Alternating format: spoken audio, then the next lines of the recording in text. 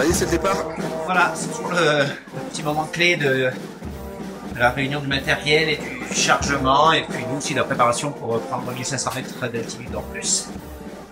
Ça va bien se passer comme d'habitude, mais on croise les doigts.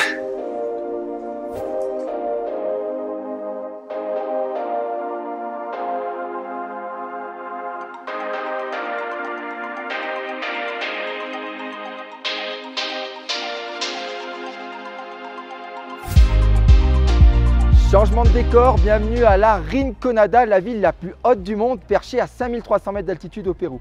Alors c'est ici que nos scientifiques réalisent depuis 2019 des études sur la population la plus haute du monde afin de comprendre comment il est possible de vivre avec 2 fois moins d'oxygène. Cette année, petite nouveauté puisqu'on s'intéresse plus particulièrement à la santé des enfants. Allez, je ne vous en dis pas plus, venez avec moi, on va découvrir ça. La Rinconada, c'est toujours un lieu aussi incroyable, décalé par rapport à notre quotidien, qui demande de prendre du recul, de la hauteur. Cette année, on essaye de combiner nos évaluations scientifiques avec des consultations médicales pour vraiment prendre en compte les problèmes de santé au quotidien de ces enfants-là et aussi regarder leur développement, leur croissance, leur capacité cognitive et d'avoir ainsi une évaluation globale de ces enfants qui grandissent dans cet environnement extrême.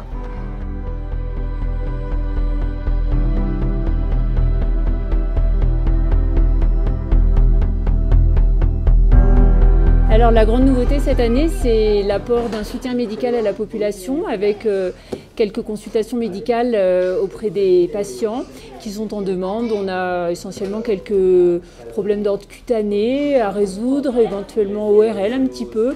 Donc on essaie de leur apporter une aide avec quelques soins qu'on peut dispenser. Évidemment, on ne résout pas tous les problèmes. On donne beaucoup de conseils aussi d'ordre hygiéno-diététique essentiellement.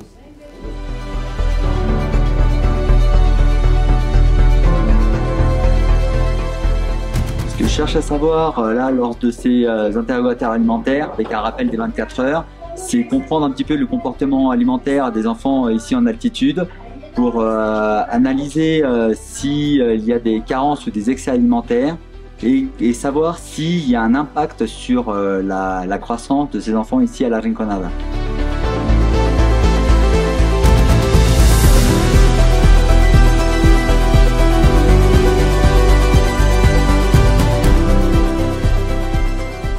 Ici, ce qu'on cherche à évaluer, c'est une partie des fonctions cognitives, notamment le raisonnement visuel, l'attention visuelle, la planification, la rapidité d'exécution, ainsi que la coordination motrice, dans le but de savoir s'il y a un effet de l'altitude sur ces fonctions cognitives.